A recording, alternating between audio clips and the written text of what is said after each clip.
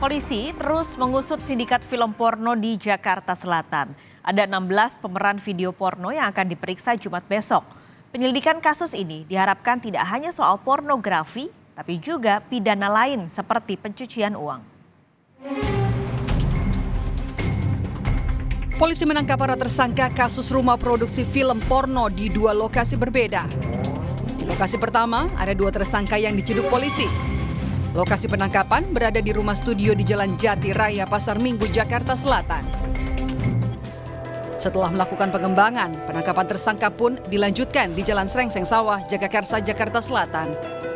Di lokasi kedua ini, ada 3 tersangka yang ditangkap.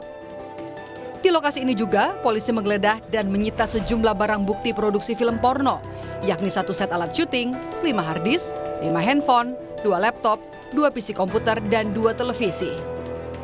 Polisi menyebut meminta Kominfo memblokir 3 situs porno dari rumah produksi ini.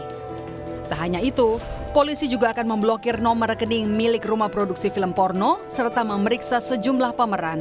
16 talent yang akan kita lakukan proses pemeriksaan pada minggu ini, khususnya di hari Jumat. Tentunya nanti perkembangan ini kan masih secara simultan berkesinambungan dan kita tunggu hasilnya bersama Mbak di 11 ya untuk pemeran wanita, dan kemudian juga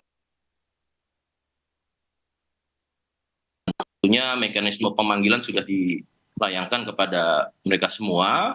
Penyidik tentunya akan bekerja dan mengambil keterangan sebagai statusnya saat ini adalah sebagai saksi. Kriminolog Adrianus Meliala meminta polisi tak hanya mengusut soal pornografi semata, tapi juga pidana lainnya. Maka saya berharap bahwa teman-teman kepolisian jangan hanya membatasi pada konteks ini, tapi indikasi pada tadi ya pelibatan atau adanya alkohol, prostitusi, perjudian dan yang lainnya yang biasanya secara kasusal itu kemudian dekat-dekat terjadinya. Demikian uang juga gitu ya.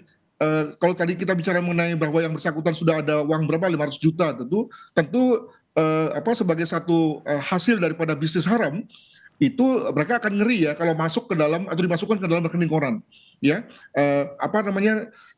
Perusahaan yang nggak jelas tapi kemudian bisa menghasilkan uang yang banyak. Maka tentu dia kemudian akan pakai dengan nama palsu atau dengan pemilik yang lain yang pada dasarnya sudah masuk pada konteks pencucian uang. Demikian. Polisi menetapkan 5 tersangka dalam kasus produksi film porno. Di antaranya produser, sutradara, juru kamera, editor sound engineering, dan sekretaris rumah produksi.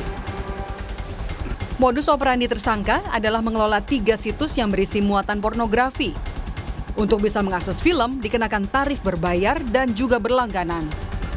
Rumah produksi ini memulai pembuatan film porno sejak tahun 2022. Sindikat ini memproduksi 120 film porno dengan durasi 1 jam lebih setiap filmnya. Polisi bilang mereka telah meraup keuntungan sekitar 500 juta rupiah. Para pelaku kini dijerat dengan pasal Undang-Undang Informasi dan Transaksi Elektronik dan juga Undang-Undang Pornografi. Tim Liputan, Kompas TV.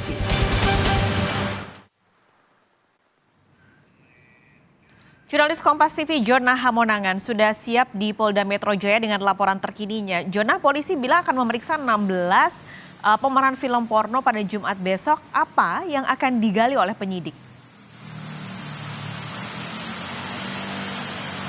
Ya Pascal, itu saja yang akan digali adalah mengapa dari 16 pelaku ini akhirnya bisa ikut memerankan di film porno ini. Seperti kita ketahui bahwa terkait dengan 16 yang akan diperiksa besok ini terdiri dari 11 pemeran wanita dan 5 pemeran pria. Nah, sebenarnya kalau di total pemeran wanitanya ada 12, tapi dikarenakan 1 sudah ditangkap dikarenakan merangkap sebagai sekretaris, jadi fokusnya adalah kepada 11 pemeran wanita. Nah, terkait dengan fokus pemeriksaan yang dilakukan besok, khususnya dilakukan di Krimsus Polda Metro Jaya, ini cukup menarik mengingat kalau kita lihat terkait dengan dari 16 orang ini, sebenarnya mereka sendiri ini dikenal atau direkrut dengan cara media sosial. Jadi ada yang mungkin via DM dari Instagram atau juga bisa dari via circle-nya mereka. Jadi ketika ada teman yang memberitahu bahwa temannya mau memerankan, maka diajak. Nah, fokus pendalaman dilakukan oleh penyidik besok adalah untuk bisa mengetahui mengapa masih mau untuk ikut main di film porno. Dikarenakan kalau kita lihat bahwa Indonesia sendiri menerapkan anti pornografi, bahkan sudah ada undang-undangnya,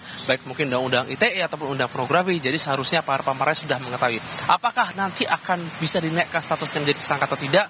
Terus jadi menjadi kewenangan penyidik. Itu sebabnya terkait dengan adanya pemeriksaan besok, apakah dari para pemeran akan membawa kuasa hukum atau tidak, itu saja masih menunggu terkait dengan para pemeran tersebut. Nah, terkait dengan adanya pemeriksaan dilakukan besok hari ini untuk pemeran wanita ini cukup beragam. Ada yang dari selebgram, artis, bahkan kalau kita lihat ada nama yang beredar di media sosial seperti nama Siska. Apalagi kalau kita lihat Siska sendiri sebelumnya sudah pernah terjerat dari kasus yang sama, maka ini saja akan menjadi pertanyaan penyidik kenapa kok masih bisa terjerat. Terkait dengan film yang ada 120 judul dan polisi sendiri masih melakukan penyelidikan dan masih melakukan adanya atau melihat adanya kemungkinan hal. Tapi yang pasti adalah fokus pemeriksaan dilakukan besok oleh penyidik dari Khusus Polda Metro Jaya adalah melakukan pemeriksaan kepada para pelaku, yaitu 16 orang, yaitu terdiri dari 11 pelaku pemain wanita dan 5 khususnya pemain dari pria sendiri.